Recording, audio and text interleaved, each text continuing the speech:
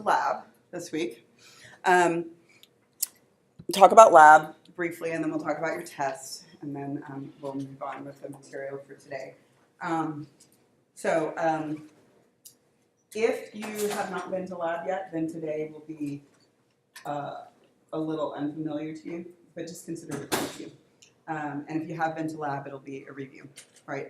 Like reinforcement of that kind of stuff. So primarily what I'm going to try to do today is to try to give you a framework that will make lab make sense for the next 2 weeks. You literally can't teach anybody else anatomical structures. Have you discovered that?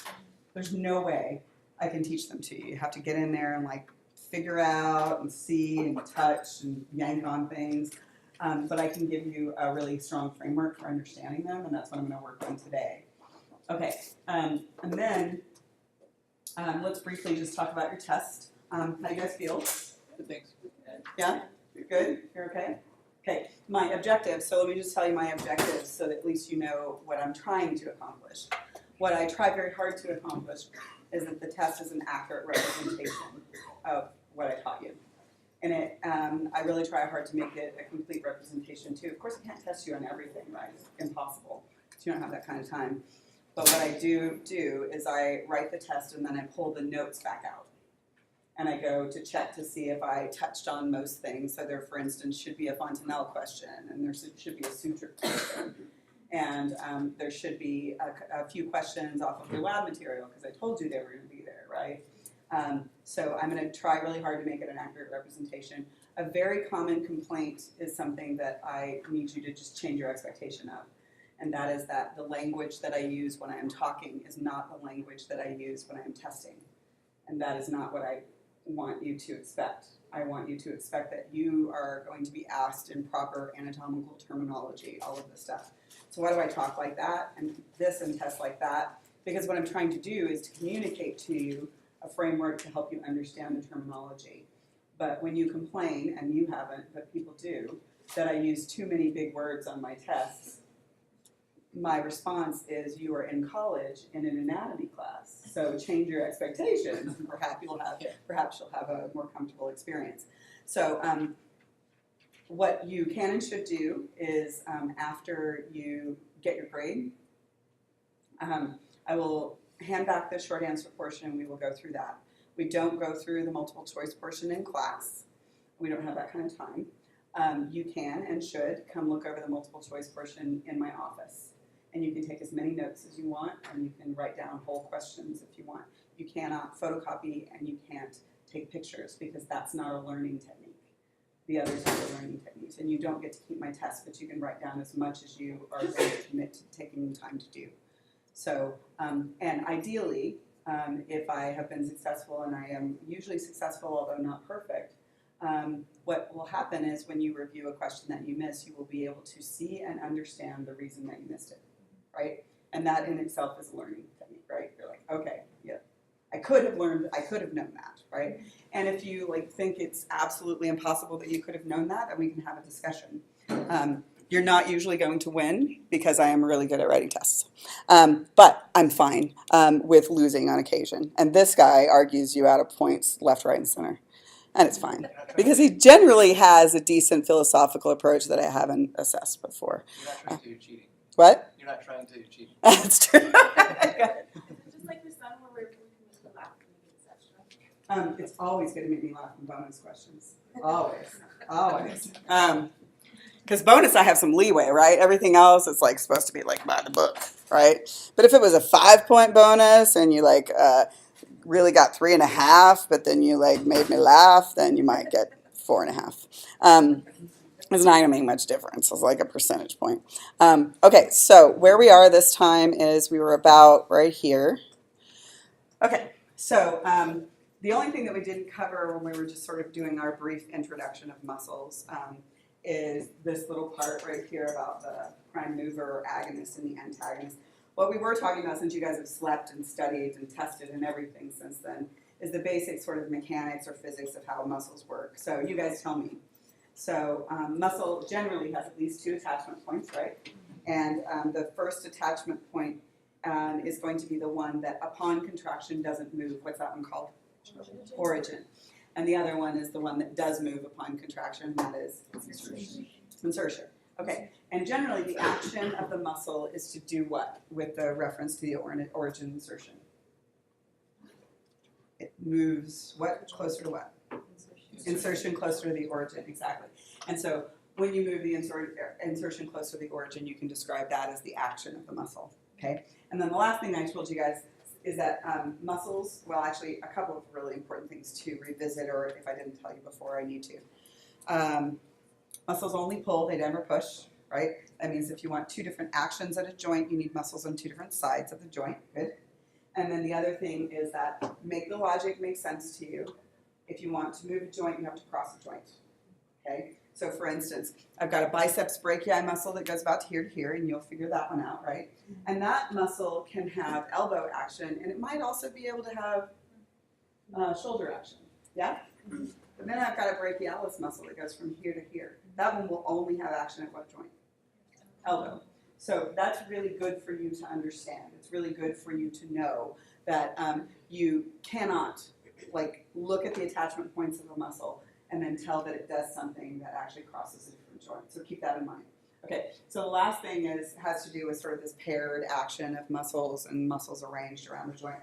So if I have paired actions around a joint, if I start with the first action, I say the muscle that does the majority of that action is going to be considered the agonist or the prime mover. So let's do this action. Here's an action. Loading the jaw. Okay? The muscle that is primarily responsible for that is this big chunky muscle right here that you haven't learned yet, called the masseter. But the muscle that's going to do the opposite of that is going to be called the antagonist, right? The antagonist is going to do this. Okay? Make sense? Okay. Now, sometimes the prime mover or the agonist will have a helper. Okay? And the helper is not responsible for the majority of the strength of the movement, but sometimes it can help in some other way. So this muscle that right here that does this is the prime mover or the agonist, but it has a helper that goes from here to here. And that's called the synergist. And this helper that goes from here to here is really thin, but it actually increases the range of motion because its attachment points are broader. So it means that not just can you do this, but you can also do that, right? You can also get bigger range of motion. So you've got the agonist, the antagonist, and the synergist. You don't always have a synergist, but today as we're going through, what I will do is I'll show you a motion, and I'll ask you what's the antagonist to this one. So we'll start thinking about them in pairs and functionality. Okay, so now what we're going to move into is the concept of body movements. And body movements correlate pretty much directly with muscle actions. Okay, this is still in chapter 9. And it's primarily going to be talking about what happens at synovial joints, because of course those are the most wiggly joints, right? This is the direct link, in my mind, between bone and muscle. This is how you put them together and understand them as a single concept. The first ones we're going to do are called angular movements. Okay, so with angular movements, what happens is you are changing the angle between two bones. So what's the natural inherent angle, starting from anatomical position of my arm to my forearm? It's 180, right? Yeah, 180. Okay, and so if I decrease the angle, it looks like this. Yeah. And if I increase or put it back to anatomical position, it looks like that. Now some joints can go past anatomical position, right? Decrease angle right here at my hip, increase it back, and then go past. Okay, so keep that in mind. So you're looking at sort of the inherent angle between two bones, or could be three bones, right? And then you're changing it. So the first one we're going to talk about is this angular movement called flexion. Flexion is defined as changing the angle. It's decreasing the angle between two bones. Okay, so this is flexion at the elbow. Yeah, decreasing the angle. This is flexion at the hip. Okay, this is flexion of the vertebral column or the spine. You guys show me flexion of the neck. Yeah, that's flexion of the neck. Does that make sense? Okay, now this one's a little harder to figure out because, of course, the bone doesn't keep going, but I just want you to imagine that it keeps going. This is flexion at the shoulder. Okay? That makes sense? Just imagine you've got a plane instead of it ending right here. This is flexion at the shoulder. Okay. Okay. So flexion. I'll show you a couple of animations of flexion. And so with each of these animations, what I want you to do is look at the animation of flexion and then tell me where you think the origin is and the insertion is based on the animation. Okay.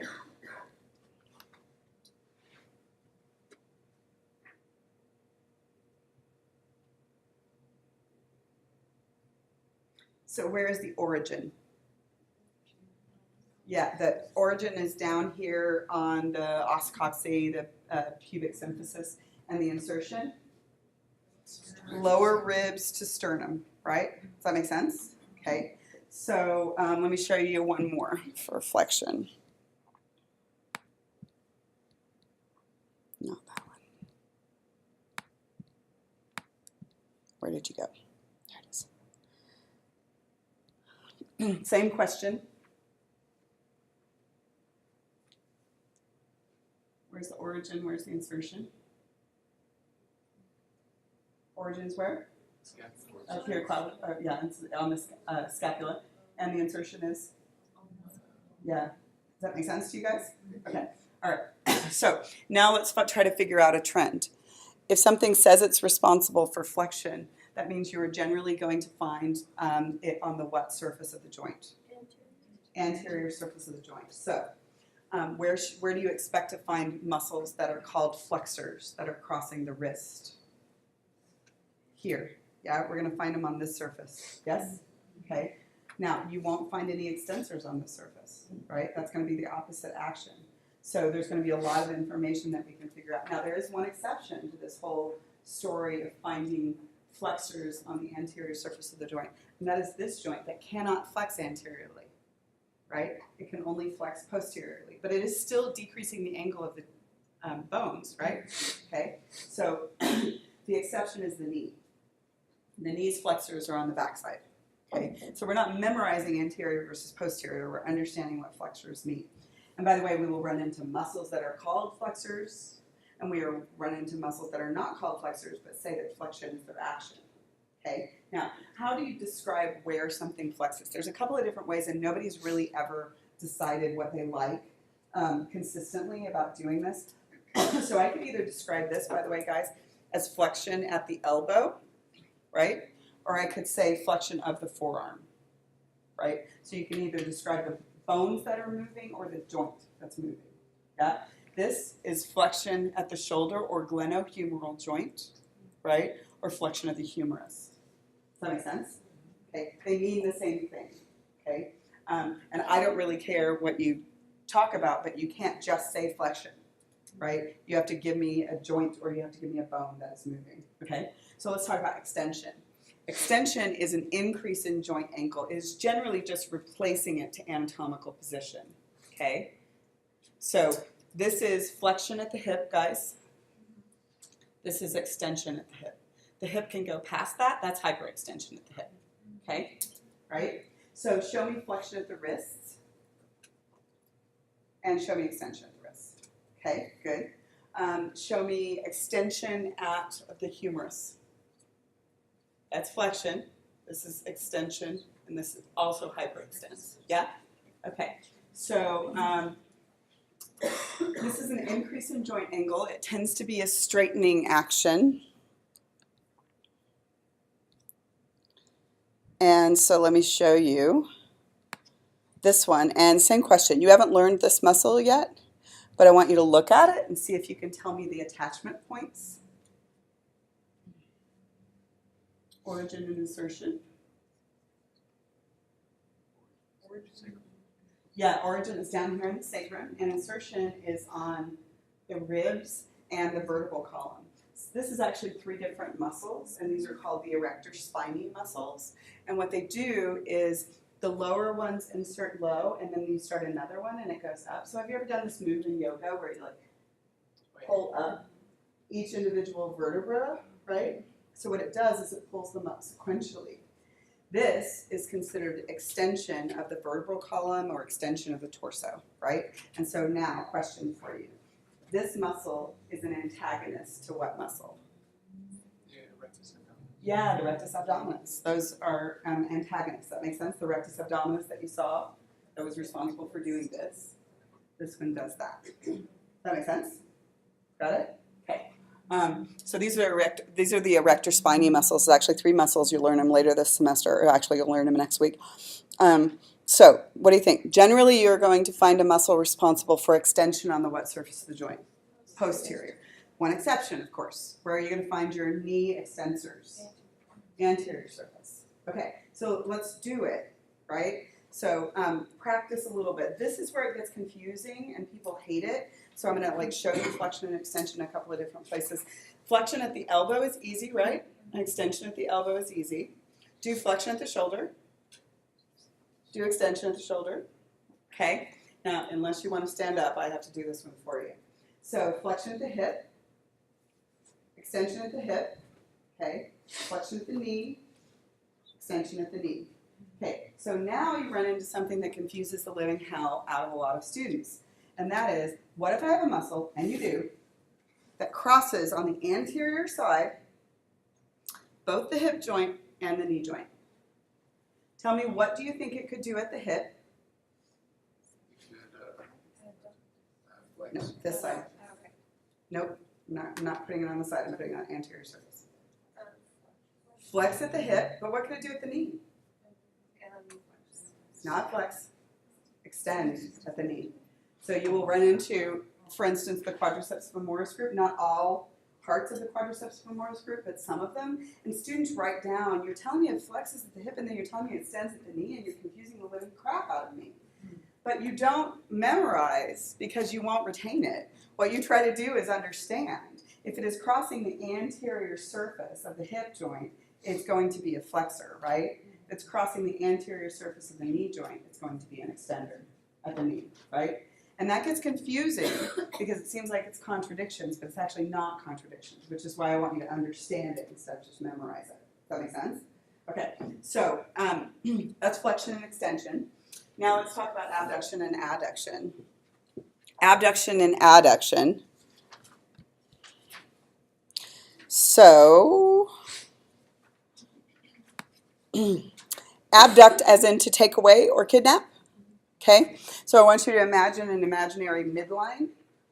Okay, and if you move away from the midline, it's considered abduction. If you move back toward the midline, it's considered adduction. Okay, ready? So I know you know this one, but tell me anyway. Where do you think the attachment points are? Where's the origin versus the insertion? Clavicle and scapula, and the insertion? And the deltoid tuberosity of the humerus. That makes sense?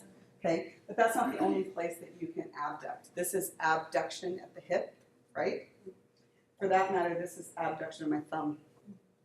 Okay, so what's the pattern here? Where do you think you are going to find muscles generally that are responsible for abduction?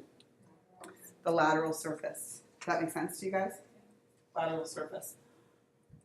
Okay, so let's talk about adduction, and then I'll give you a challenge. Adduction is moving it back toward the midline.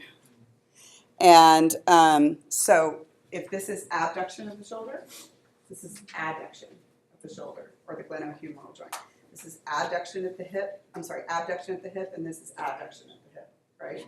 This is abduction of the thumb, adduction of the thumb. Does that make sense? Okay, so generally what you're going to do is you're going to find muscles responsible for adduction on the what surface of the joint? Medial surface of the joint. These are easy. These are actually a group that are called the adductor group, okay? So you've got abductors on here and adductors. These are called the adductor group. This is a little more difficult because you actually don't have any muscles under here. That's part of the reason that this is a relatively unstable joint or unstable joint. But see if that makes sense to you that you could also do it if, for instance, you took a muscle that was attached here and strapped it out here. Can you see that that would also work for adduction? And there's actually even some on the back that do the same thing, right? So it doesn't have to be right here as long as the physics works, right? So that's adduction. So now I'm going to give you guys a challenge. I'm going to tell you that either you already learned them or you're going to try to learn them this week. And they're hard as hell, and I can acknowledge that. you are going to have on the thumb, you are going to have a flexor pollicis. Don't worry about longus or brevis right now. You are going to have an extensor pollicis, and you are going to have an adductor pollicis. And all three tendons are going to be running down the thumb.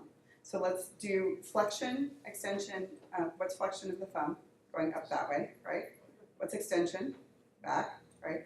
And what's abduction? That. So now I want you to predict for me the order you would find the tendons running along that thumb joint. What's going to be most anterior?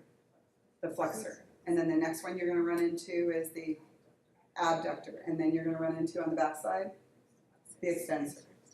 That makes sense? Now, don't just look right here though, because sometimes the tendons will get messed up. So follow them up and make sure one of them actually ends up on the anterior surface, the lateral surface, and the posterior surface. Does that make sense? So a lot of times you can use this stuff, although it seems hard initially to learn, you can use it as confirmation of what you expect, right? So then you can avoid memorizing, because it's going to look different on every cadaver too. It's going to be a little difficult if you just memorize. Does that make sense to you guys? Okay. Last angular movement, I will talk about this too, is what we call circumduction. And circumduction is a complex movement. And you really can only do it at ball and socket joints. What it is a complex movement that goes and makes a cone in space. But what it really is a combination of 4 movements. And I want you to see if you can figure out what they are. If I make a cone in space, what 4 movements am I doing? Flexion, abduction, extension, adduction. Yeah? So circumduction, generally you need muscles on all 4 sides of the joint in order to do that. Primarily, it's only described as circumduction at the hip, which you don't have as much range of motion, and the shoulder. Now you can do things like that other places, but it's not just one bone moving in space. This is like bones sliding past one another, right? So it's actually not called circumduction anywhere else. Okay? All right, so that's circumduction. You guys can ask as many questions as you want, by the way. So let's talk about rotation now. Rotation really makes you like just sort of assess whether you understand this sort of physics thing. So rotation, I'm going to do it here. You can do it here, but it's really a subtle movement. It doesn't have very much range of motion. I'll do it there second. So start from anatomical position, okay? And it will look like I'm moving my wrists or my forearms, but that's not what I'm doing. What I'm trying to do is to twist the humerus around its own axis. So I'm trying to go. So feel yourself do it. I'm not trying to move my scapula. I'm just trying to like hold everything still and twist. Do you feel that? Okay. So where do you think the muscles are that are doing that? Posterior side. So in order to make a bone rotate, the muscle starts on the trunk on the posterior side and inserts onto the bone. Does that make sense? Okay. If you insert way back here, you don't have much range of motion. If you insert further up, you have more range of motion. That makes sense? Okay. So you can feel it. You actually feel it more as a stretch in your chest, but if you're feeling the stretch, it's the antagonist that's actually doing the work, right? That makes sense? Right? So can you do that? Okay, so that's lateral rotation. Lateral rotation at the hip is also possible, but it's hard to see. Right? Right? You can move just at the hip. Don't look at the bottom of my foot because it's just following what my thigh is doing, right? That's lateral rotation at the hip, right? And so you're just sort of pulling out. So the muscle that was responsible for that has to be back here to here, right? Has to go up there. Does that make sense? So that's lateral rotation. You'll often find muscles responsible for lateral rotation with an origin on the posterior surface of the trunk and an insertion on the limb, okay? Let's do medial rotation now. Medial rotation, same thing at the shoulders. Start from anatomical position and twist that humerus medially. Okay, so where do you think a muscle responsible for medial rotation should be? Anterior surface to limb.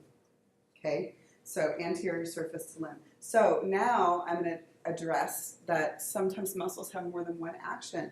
So we just implied before that the pectoralis major muscle, right, which starts here and goes onto the bone, can be responsible for which? Abduction or adduction?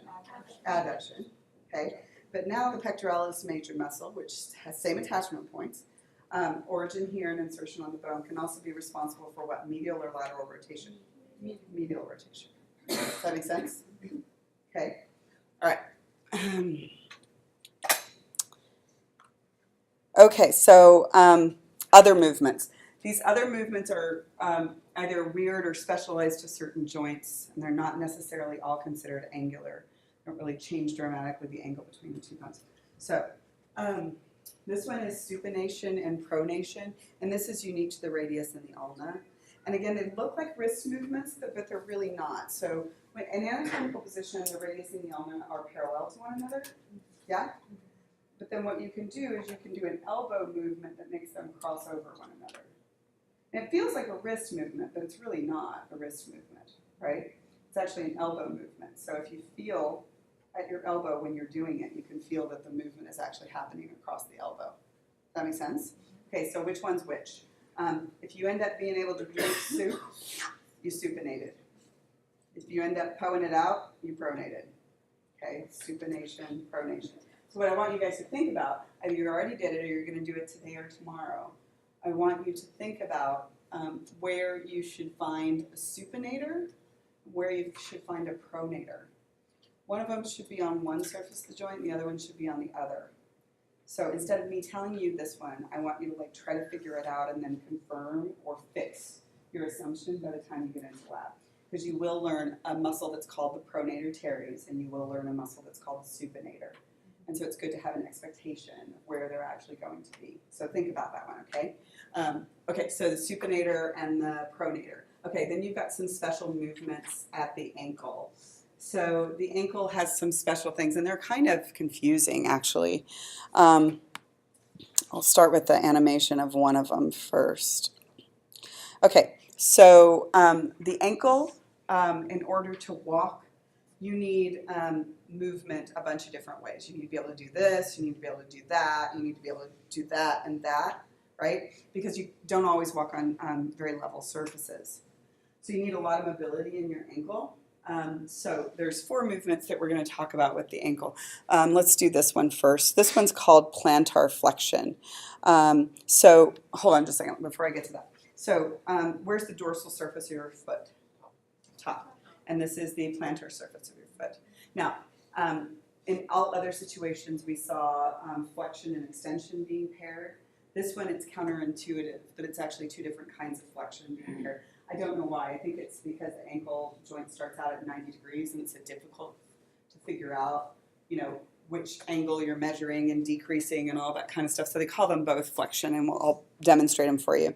So this one is dorsiflexion. Tell me attachment points. Where's the origin and where's the insertion?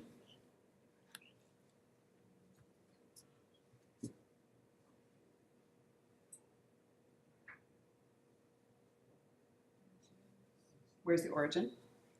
The origin is proximal and the insertion is distal. If it inserts just right here, you don't get much range of motion, so you won't be surprised that it actually inserts further down. Does that make sense to you guys? Okay, so that is dorsiflexion. Plantar flexion, I'm sorry, that is, did I say that was dorsiflexion?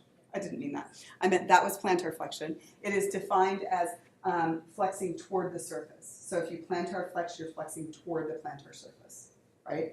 And if you flex toward the dorsal surface, I'll stand up here for you guys. The dorsiflexion is flexing that direction, and plantar flexion is flexing that direction. Okay, so now let's figure out where the muscles should be. The muscles responsible for dorsiflexion should be where? Anterior surface crossing the ankle, right? And the muscles responsible for plantar flexion should be posterior surface crossing the ankle, right? That makes sense to you guys? Okay, and then the last 2 are subtle movements. It's more likely, like you'll be able to feel them on your own foot more than you'll be able to see them on mine. And that is eversion and inversion. Eversion is taking the sole of the foot and turning it laterally. Yeah, can you do that? And it's a slight movement. These muscles aren't very long. They're primarily responsible for like stabilizing you more than actually projecting you or forward. And then inversion is taking the sole of the foot and turning it medially. Okay, so tell me, where do you think muscles responsible for eversion are?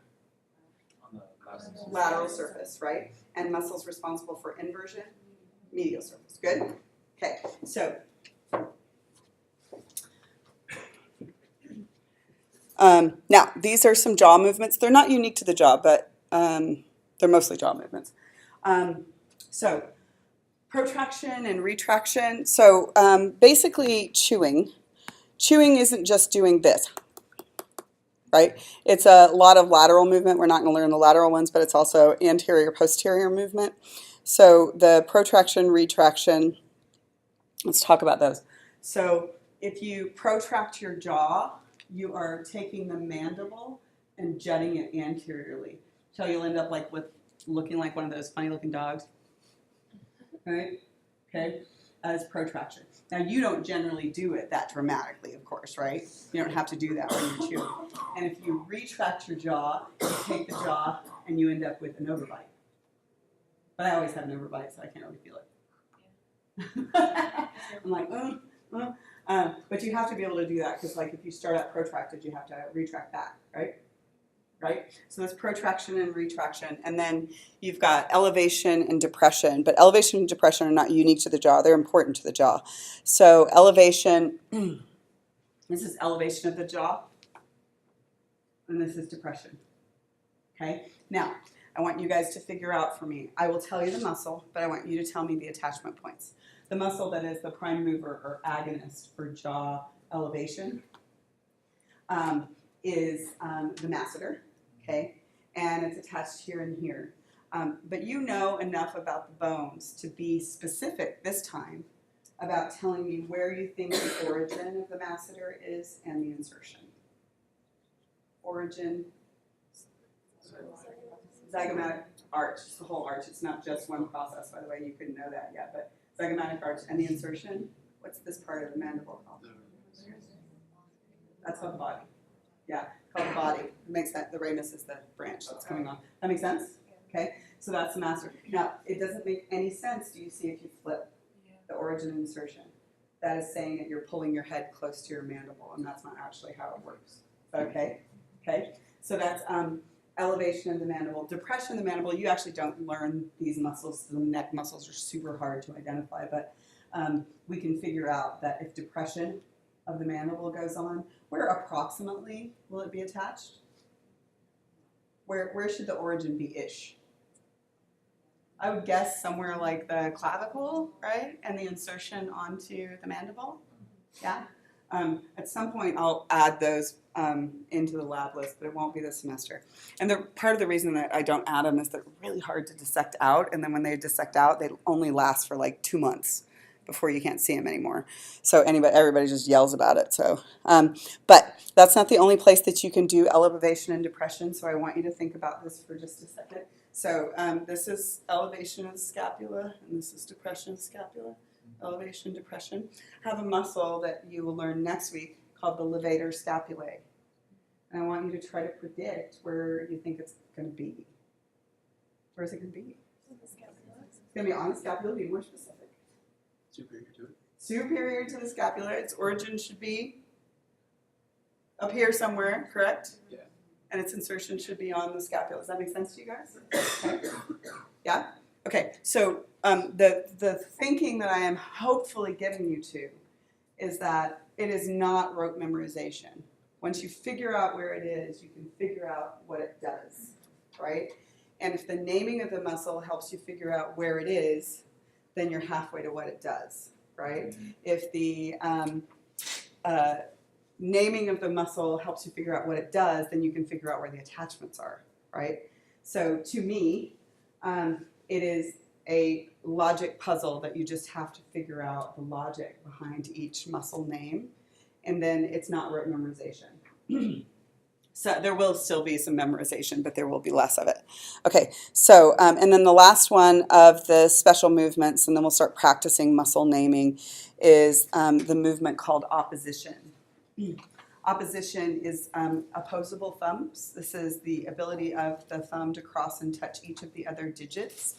It is incredibly evolutionarily significant because only humans and a few other primates and like a couple of marsupials and raccoon have it.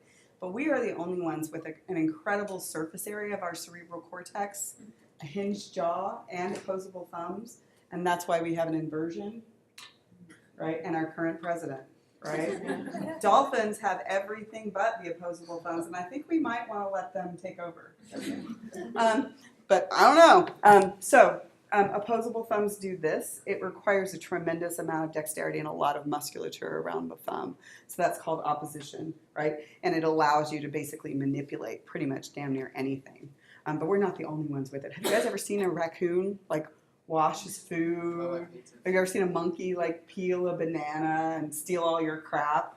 We went to Bali last January, and there's just freaking monkeys everywhere, all over Bali, and they like know how to open doors. So their religion, they leave out offerings, food offerings, multiple times a day, and the monkeys know when the food is coming out, and you can lock them up as well as you can, and they will figure out how to pick the damn locks and get into everything. I'm like, we're only barely on top here, just barely, right?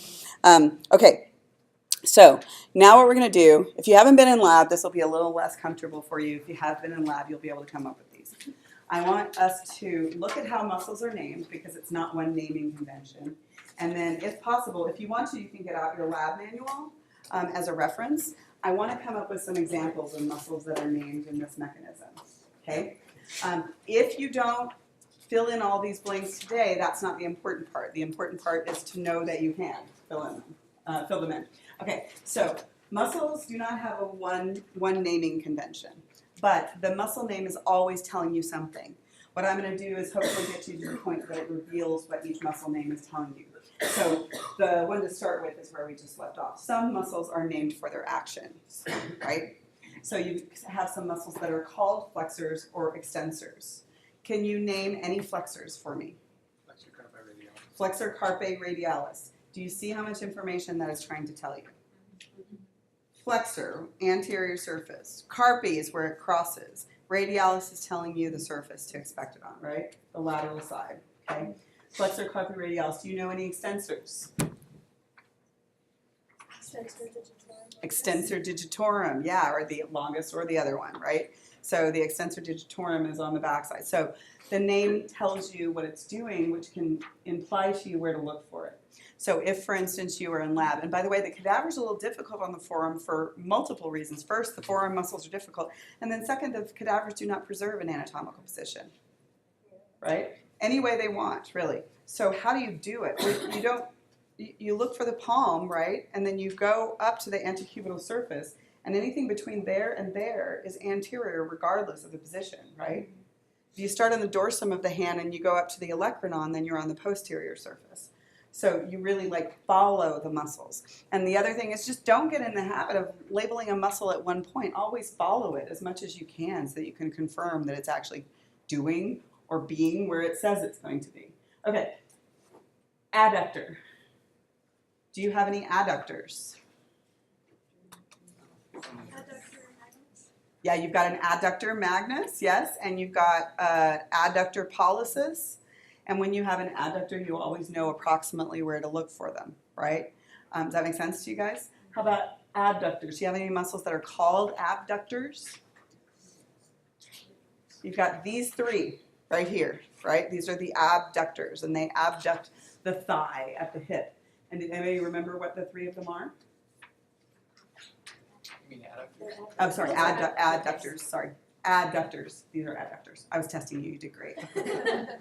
Adductors. What are they? This is an abductor. These are adductors. Yes. So what are they? What are they?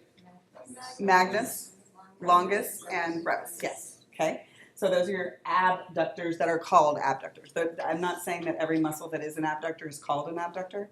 Okay. Levator. Levator scapulae, which you haven't learned in lab yet, but I just taught you about. A depressor. I don't think you actually know a depressor, but I'll teach you one, and I'm going to see if you can figure out where it is based on what I tell you about it, okay?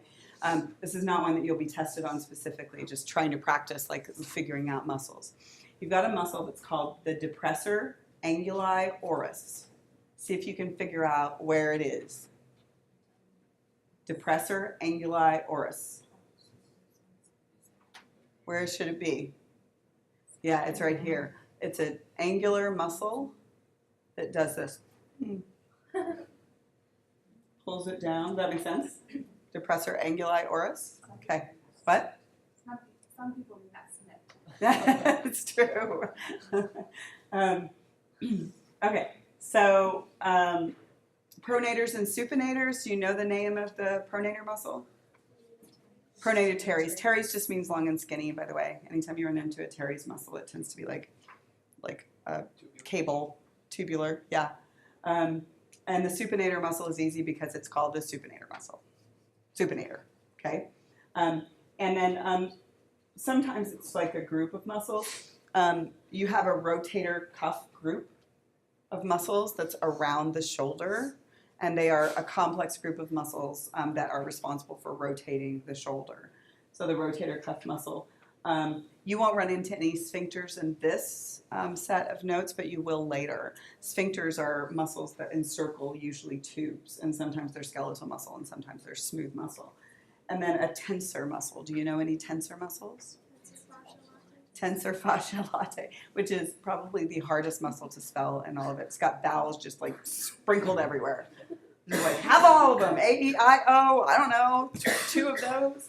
Okay. So those, when they're named for muscle actions, it's kind of helpful. Sometimes they are named by the orientation of the fibers when you look at them.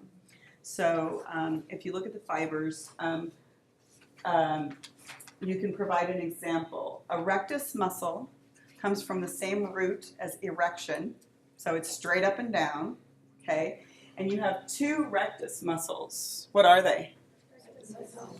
Rectus abdominis, which is this one that we already saw, the rectus abdominis, right? And what's the other one? Rectus femoris. So the rectus femoris is straight up and down over your femur. Now, it doesn't tell you that's on the anterior side, but you will very quickly figure that out, right? The rectus femoris and the rectus abdominis. Okay, so a muscle that's called transverse or transversus. Oh, by the way, the erector spinae is telling you the same thing. It's telling you that the fibers are straight up and down.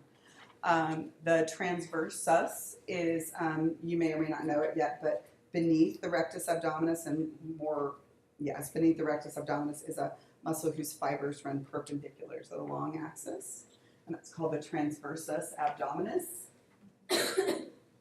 And the transversus abdominis like compresses your abdomen to like keep everything nice and tight there.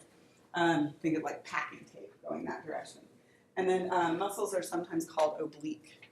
And what does that mean about their angle? Yeah, it's running not parallel and not perpendicular, but at some other angle. So you have two oblique muscles, abdominal oblique muscles. You have your external abdominal obliques and your internal abdominal obliques. The external abdominal obliques are external in two ways. They're both more lateral and more superficial. Yeah? Okay. And it's easy to remember the direction that their fibers go because X goes to ses. Yeah? And then the other ones are the internal abdominal obliques, and the internal ones are internal in two ways. They are both deeper and more medial, and their fibers run the other direction. Okay? And by the way, your intercostal muscles are also oblique, but they're not called oblique. We just have the same fibers. So once you learn that sort of rule for the external abdominal obliques and internals, the external intercostals are external in two ways. They are both more lateral and more superficial, and their fibers run to the front. And the internal ones are the other way. Both more medial, deeper, and their fibers run to the back. That make sense? Okay, so those are those three. And then sometimes muscles are named for specific body regions or relative locations. So this is not hard, but just make sure that you would know where to look for the brachialis muscle, right? You ain't going to look for it in the toe, right? Brachialis muscle is right here. The rectus femoris, and we already did it, but the rectus tells you straight up and down, and the femoris tells you that it's running over the femur. The intercostals is telling you specifically where to look for those muscles. What does inter mean? Between the ribs. That's exactly where those are. The temporalis muscle runs over the temporal bone. I'll show you the temporalis muscle. You guys will learn it next week in lab.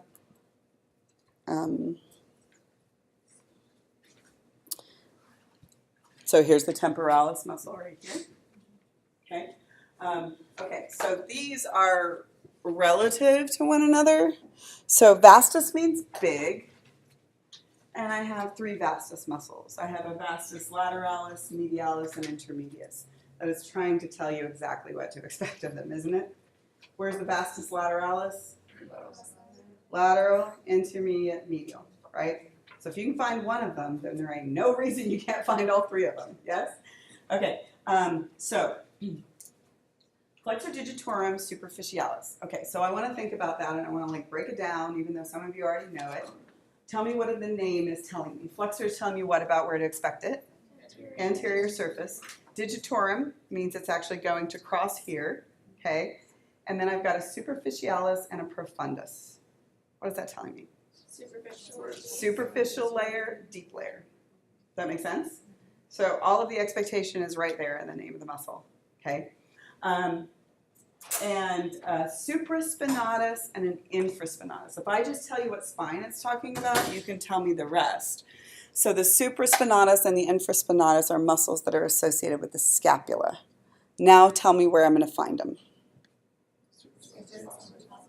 Yes, the supraspinatus is going to be on top of the spine, and the infraspinatus is going to be on the bottom of the spine. And they're actually attached to the supraspinous fossa and the infraspinous fossa. Does that make sense? Okay. All right. So now, sometimes muscles are named for their shape or their structure. These are easy. Why is the deltoid called the deltoid? Because it's shaped like a delta, right? Like a triangle. Why is the trapezius called the trapezius? Yeah, that requires that you know what a trapezoid is shaped like. And it's been a while since you took geometry, right? So what's a trapezoid shaped like? Kind of like a diamond, right? Doesn't have right angles. So it's actually got 2 sides to it. Here's half of the trapezius right there. So that's the trapezius. How about this one? Quadratus lumborum is telling you 2 things. What's quadratus kind of implying to you? 4-sided. It's a little rectangle. Where do you find it? Yeah, and it's right there. It's a rectangle right back there in the lumbar region. Serratus, anterior. Serratus is not telling you a shape. It's certainly implying something about structure. Yeah, it's serrated. That's, you know that swimmer muscle? If you watch the Olympics, it's like half the reason we're watching the Olympics, right? You got this like serrated muscle when you're in really good shape, right there. That's the serratus anterior. That's right here. It's got a serrated edge to it. Platysma. I don't know if you guys know that plat means flat, like the duck-billed platypus. The platysma is a big flat muscle that's right here. So the platysma is a big flat muscle right there. Okay? Now, see if you guys can come up with a couple of examples for these. Sometimes muscles are named for their size, especially for their relative size. Do you know a longus and a brevis? Extensor pollicis longus, extensor pollicis brevis. Fibularis longus, fibularis brevis. There's a bunch of them. Or you can also have long and short heads. But I need to tell you what this means. Long and short does not mean the length of the muscle. It means the length of the tendon. Okay, it can be super duper confusing because, for instance, let's just look at the biceps brachii, which most people are relatively familiar with. So here's the biceps brachii, long head and short head. Do you see that if you just looked at the muscles, you could get confused? But what is actually true is that the long head has a longer tendon than the short head. The same is true anytime you find longus and brevis muscles. It is referring to the length of the tendon, not to the length of the muscle. Okay, so that's how you can make it make logical sense. Generally, the longer the tendon, the more range of motion you're going to have. It'll have a little bit different functionality when it's got a much longer tendon. So especially important here because the muscles look like they're almost the same length, or maybe the other one even has a longer muscular portion, but the tendon is way longer in the long than it is in the short. Does that make sense? So Vastus, we just went through some vastus. Vastus means great. They're pretty big hunking muscles. You have the whole vastus group. Vastus lateralis, intermedius, and medialis. Major and minor is comparing 2 muscles to one another. Do you know any majors and minors? Rhomboid major, rhomboid minor, teres major, teres minor. It's just comparing one to the other. That's all. It's not saying it's bigger than most muscles. And then maximus and a minimus, and sometimes you even have a medius. You know the maximus ones, right? Gluteus, maximus, gluteus minimus. You also have gluteus medius. Okay, so I wish this is how all muscles were named because you could get so much out of it, but nobody asked me. So muscles are sometimes named for their muscle attachments. And when they are, it's phenomenal because the origin is always named first and the insertion is named second. And then you know one of the actions almost immediately. Like, for instance, the brachioradialis. As long as you know which side of the muscle, which side of the joint it's on, which is kind of anterior to a little bit lateral, the brachioradialis, and you're like, oh, it goes from here to here, and it's on the lateral surface, and I know exactly where to look for it. And I'm not going to call it an extensor, right? And I'm definitely not going to call it anything that could move on this side. You can't move that joint on that side anyway. So the brachioradialis tells you where it is and then implies actions as well. Same thing for sternocleidomastoid. Sternum, right? Clavicle, mastoid process. Okay, you know exactly where it is. And if you use both of those at the same time, if these were the origins and this was the insertion, can you show me an action? Yeah, that's one of them.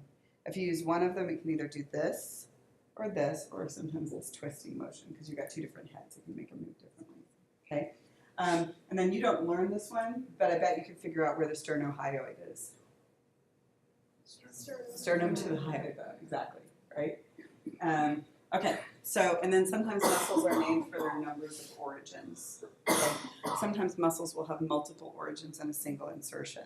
The good thing is if it's a seps muscle, you don't have to memorize a bunch of different insertions because they're always going to have the same insertion. Okay, so if you have two origins, you're a biceps muscle, and you will have a common insertion. And you've got two biceps muscles. What are they? Biceps brachii and the biceps femoris. Yeah? Okay. If you have three origins, you're a triceps muscle, and you only have one that I know of. Yeah, triceps brachii. Yeah? Okay. And if you have four origins, you're a quadriceps muscle or a quadriceps group. And the quadriceps are here. Okay? And the quadriceps muscle, you've got four origins and a common insertion. Does that make sense? Now, by the way, that's actually four different muscles. They used to consider it all one muscle, and they called it the quadriceps muscle. Now we call it the quadriceps group, and it includes four muscles. And we've already named all four of the muscles. Do you know what they are? We've already been talking about them today. Rectus femoris and the vastus. Yeah, that's all four. Okay, good. All right. Now, quiz yourself. Some of these are really obvious, but you have to remember that some people have been to lab and some people haven't. Instead of saying where it is, I want you to figure out what the name is telling you. So what is tibialis anterior telling you? Anterior surface of the tibia. And then you can gather more from that. That muscle is more likely to be responsible for dorsiflexion or plantarflexion. Dorsiflexion, exactly. The temporalis is here, yeah? The sternohyoid is here. Which one do you think it's more likely to do? Move this up or move this down? Down, exactly. That's what the sternohyoid does. The supraspinatus muscle is going to be on the top of the spine. The erector spinae muscle is telling you two things. Straight up and down, right next to the spine. The flexor carpi radialis. It gets way easier when you know that that is trying its best to tell you exactly what to expect. So it's going to be the anterior surface crossing the carpal bones on the radial side. Extensor carpi radialis, where's that going to be? Posterior surface crossing the carpal bones over here, right? And so if it's a carpi, do you think it's going to be responsible for wrist movement? Yeah, generally. Extensor pollicis longus. What pieces of information do you have? Extensor should be posterior side running to the thumb, and there's two of them. There's also a brevis. Has a longer tendon, yes, than the brevis. Good. Depressor anguli oris, we already did that one. The vastus intermedius, it's a big muscle, and it's intermediate between the other two. And the levator scapulae is the one that's actually pulling the scapula out. And if you understand the meanings, then you can start to figure out attachment points very, very easily. And those attachment points will be things that you already learned on bones, right? That's when it starts to become all one story. Okay, so I want to show you a resource, and I'll link it for you later. I didn't do it yet, but here's a resource that I think is pretty useful. Have you guys ever used Get Body Smart? It's pretty good. It comes with your paid textbook, but there's also a free access to it, because I know you didn't all buy a textbook. So let's look at some of the hard ones right here. So if I choose a muscle, so this one, okay, and so make it a little bigger so you guys can see a little better. Okay. All right, so what can you do? You can look at all of the muscles, or you can start to peel them off, right? You can say, okay, I want to see the origin and the insertion, and it'll take everything but the origin and the insertion off. With this, I want to point out to you that, have you noticed that your articulated skeletons have blue and red on some of them? The blue and red are the attachment points for muscles. Blue is always an origin. Red is always an origin, and blue is always an insertion. It's consistent. So if it says that it goes here, you can go find them on the skeleton and sort of start to figure out what that has to do with anything. And then the other one is that if you have this muscle, the ECRL, extensor carpi radialis longus, it will show you what the action looks like. That's extension. And what about abduction at the wrist?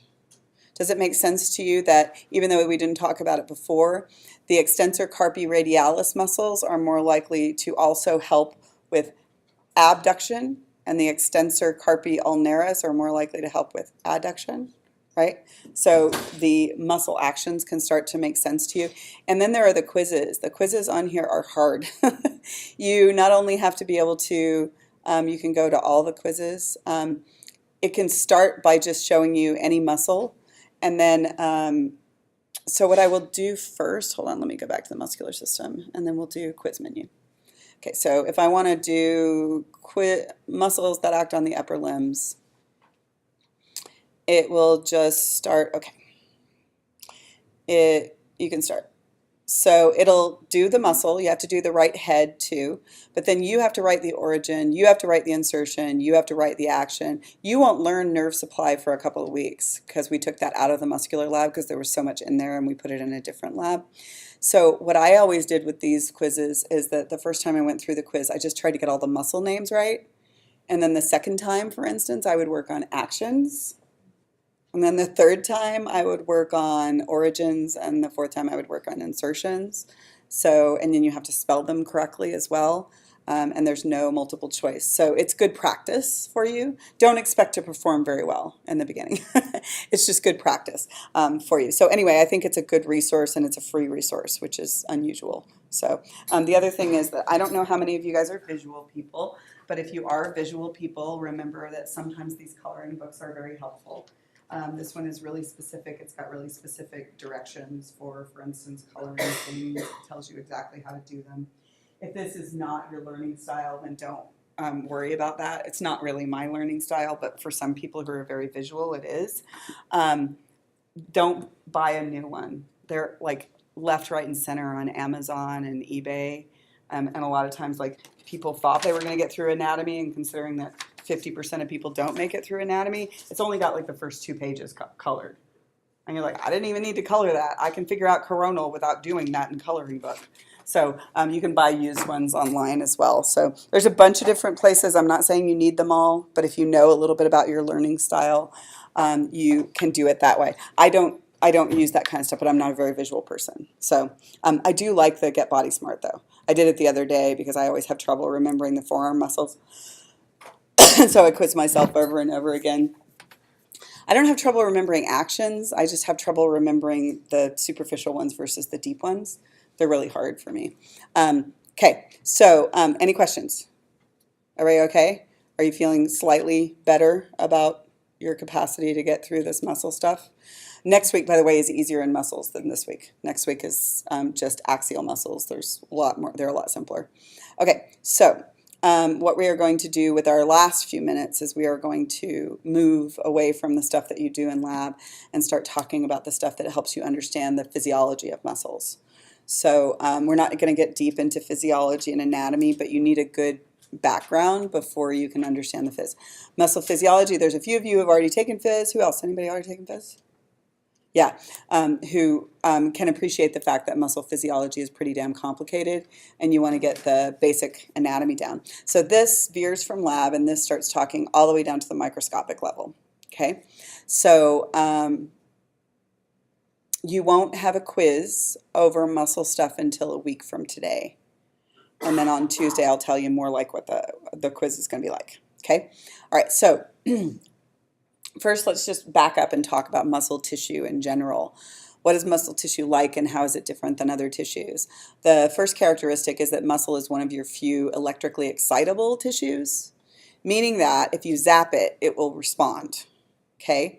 Now, you internally zap it by mechanisms that are physiologically kind of complex. But if you think about getting electrocuted and you think about the body systems that would be impacted, right? What would your muscles do? What would your heart do? Freak out, potentially stop, fry your brain. But is it going to, for instance, have any impact on salivary gland secretion? No, because those are not electrically excitable tissues. You may crap yourself because of smooth muscle activity, right? But most tissues are not electrically excitable. Muscle is. And what muscle does when it's excited is it contracts. You stimulate it and then it contracts. It is the only tissue in your body, there are three of them, of course, skeletal, smooth, and cardiac, that have contractility. And what they're really doing when your muscle does contraction is it's taking chemical energy, ATP, and converting it into a mechanical energy. And when it does that, it's inefficient like all other energy conversions. And since energy conversions are inefficient, what do you always lose? You always lose heat. So you have been a person long enough to know that muscle contraction heats up your body, right? And sometimes it's incidental, like the fact that you're working out and your muscle contraction heats up your body. Sometimes it's purposeful. Like when you get really cold, you can do muscle contraction and relaxation really quickly to increase your body temperature. Okay, the other thing is that muscle can be stretched, but it always snaps back.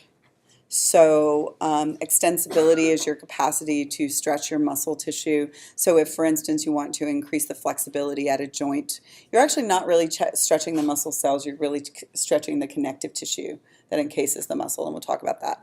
But it doesn't do any good to stretch if you actually lose your capacity to like contract. So it also has a snapback to it. And then you are responsible again for the three types of muscle tissue that you learned in histology. Remember how you learned which one was uninucleated versus multinucleated, speed of contraction. I'm not going to go through that again, but you are responsible for it again. Okay? Let's just briefly talk about functions of muscle tissue. So what is muscle tissue like and what does it do for you? Well, of course we know, and broaden this, by the way, not just skeletal muscle, but also smooth and cardiac. Muscle tissue is, of course, responsible for wiggling you around, but then it's also, the cardiac muscle is responsible for pushing stuff through the cardiovascular system by generating pressure. And then smooth muscle is really responsible for moving things through tubes and hollow organs. So it's primarily responsible for motion, but not just motion. It's also responsible for holding you still.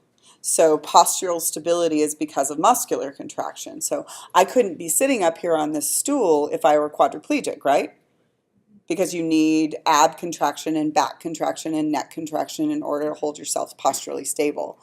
In addition, you also need muscles contracting but not necessarily wiggling to stabilize your joints. So for instance, if you have a lower back injury, they don't tell you to just sit down for the rest of your life, right? They tell you you need to strengthen your back and your abs to actually help stabilize that joint, right? If you have a shoulder injury after it recovers, they say that you actually need to strengthen your shoulder muscle, not weaken them. So you can also use muscle for heat production, like we said, and then support. In some places, muscles are as much about holding stuff in position as they are about wiggling things around. Your abdominal muscles, of course they do wiggle your trunk, but your transversus abdominis kind of behaves like packing tape to hold your guts back against your back body wall. if you really damage it with like an emergency abdominal surgery, right? You are about to die, and they have to get in there quickly, and they can slice through it. They don't take that lightly, like you are seriously about to die if they actually have to slice through it. And what happens when you've done that is you've lost the sort of structural integrity. Even when it heals, by the way, it doesn't heal all the way. It heals like in 2 portions. And so, of course, you lose some of the physics of the muscle. You can get yourself a pooch, even if you don't have any subcutaneous fat to speak of. The same thing can happen during an emergency C-section with a woman, although they usually, unless you're both about to die, they'll try to separate the fibers and not cut very many of them. If you have a planned C-section, I had a planned C-section because I have a heart problem, and they knew I couldn't go into labor. If you have a planned C-section and nobody's about to die, then they very carefully separate all of the muscle fibers and go between them. And then you get your abs back in like 2 weeks. Yeah, so also this muscle down here is supportive. You have a shelf of skeletal muscles called your pubococcygeal muscles. And they are, among other things, keeping your junk up there. So if you lose the structural integrity of those pelvic floor muscles by having big-headed babies over and over again, you can have your junk fall out. This is good to know, right? Every fall, I teach an anatomy class that has a bunch of like super duper smart 17-year-olds mixed in with the grown-ups. And I'm always like, I'm going to teach them birth control whether they want to or not. If you have sex, your junk can fall out. You can have a prolapsed uterus that you're just like carrying around with you. Right, your uterus falls out. So you can lose the structural integrity down there. And surgery can only do so much to replace that. So support. I'm glad that it's supportive down there. That doesn't usually happen with the first baby, right? Can it also Yes. just be from being really physically, like having a lot of physical stress, just physical labor, for example, doing a lot? I heard that. It can, but it's unlikely because it doesn't usually damage as much as the other stuff does. And a lot of times people who are really physically active also have a lot of muscular strength to overcome that. It's far more likely to happen in women than it is in men because of childbirth, although men can have a prolapsed, not uterus because they don't have one, but a urinary bladder that'll flop out. Mm-hmm. Yeah. I mean, it stays in the skin. It's like in the skin. It's just like you got like big testicles. It's like a big bulge. Yeah, it's like a big bulge that's hanging out. Yeah, it is. It makes you think really carefully about sex. You're like, maybe not. Can we watch TV? So guarding openings, because you have sphincters, you have both smooth muscle and skeletal muscle sphincters. And your skeletal muscle sphincters are the ones that it takes you like the first 2 or 3 years of your life to get control of, right? And it's hard to teach your kids like how to like pee versus not pee because you're like, I don't know, I literally have no idea what's happening down there. Just like pee, stop peeing, pee, stop peeing. So those are skeletal muscle sphincters. It takes you a little while to figure out how to control them. And then you also have a skeletal muscle sphincter at the bottom of your digestive tract that keeps you from pooping down your leg all the time. All of those are really, really pro-social, good things to do. And then at the end of your life, you will lose control of them again, generally speaking. So just, circle of life. And then the other thing is that your muscular contraction, both smooth, skeletal, and cardiac, are responsible for keeping your fluids moving. Your skeletal muscle, so we generally have no problem with good flow in, of course, arteries. The arteries are relatively high pressure. So if I'm having, for instance, delivering arterial blood to my toes, it's not much of a problem. And also gravity is helping, right? As long as I'm standing up. But getting the blood back from my toes back to my heart becomes problematic because gravity is working against me. Veins are lower pressure, right? So then I need a little help. Some of the help is with the smooth muscle in the walls of the veins that can increase the pressure. The rest of the help is because there are skeletal muscles around the veins, and when the skeletal muscles contract, they will push on the veins. And the veins have valves to prevent backflow, and so you can squirt the blood up. But it's not just blood, it's all body fluids, and some of them don't have a pump hooked up to them. So like the lymphatic system, your lymph, doesn't have a pump hooked up to it. So you actually get better lymphatic flow when you are more active. And the lymphatic system is, among other things, related to your immune function. So you actually get better immune function when you are more active than when you are sedentary, because you get better lymph flow. So we will talk about most of those things today. Okay, so I'm going to stop there so I don't get into the middle of this before you guys, before the other class does.